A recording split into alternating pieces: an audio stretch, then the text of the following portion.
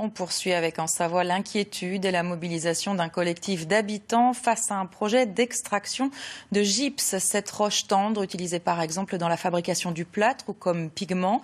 Déjà exploité en Maurienne, il pourrait l'être aussi dans un avenir proche en Haute-Maurienne. Virginie Cook avec Ophélie Boussadoun. Depuis 2 ans, Thibaut Flandin est éleveur de brebis à Bramant, dans la vallée de la Haute-Maurienne. Il s'inquiète car un projet de carrière pourrait mettre en péril son exploitation. Alors les zones d'extraction, il y en a plusieurs puisque c'est tout autour du village. Donc là on voit très bien qu'il y a du gypse.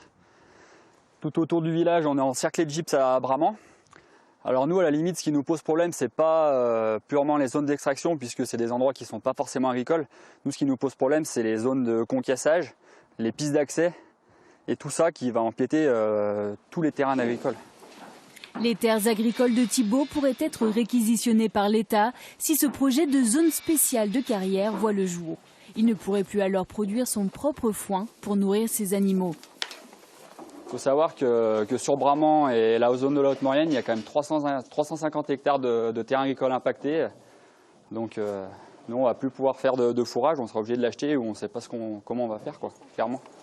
Plusieurs carrières pourraient être disséminées le long de la vallée de la Haute-Maurienne.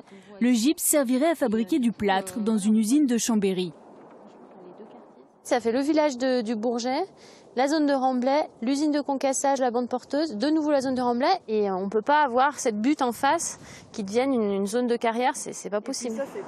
À Villarodin-Bourget aussi, la carrière en est seulement au stade d'étude, mais des habitants se sont rassemblés en collectif pour combattre ce projet.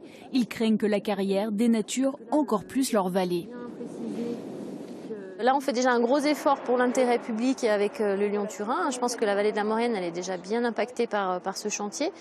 Et là, d'apprendre la définition de cette zone spéciale de carrière, en plus, on se dit mais c'est pas possible, les gens vont craquer, c'est impossible. On est des gens simples, on aime la nature, on aime se promener.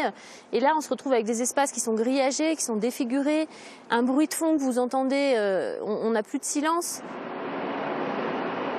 La station de ski de la Norma est pour l'instant préservée des nuisances du chantier du Lyon-Turin. Mais pour le maire du village, la carrière serait une menace pour l'économie locale qui dépend du tourisme.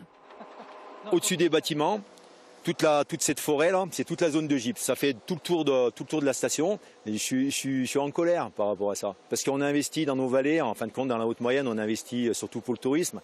Et c'est pas compatible. La concertation avec les acteurs locaux et les habitants débutera début 2023.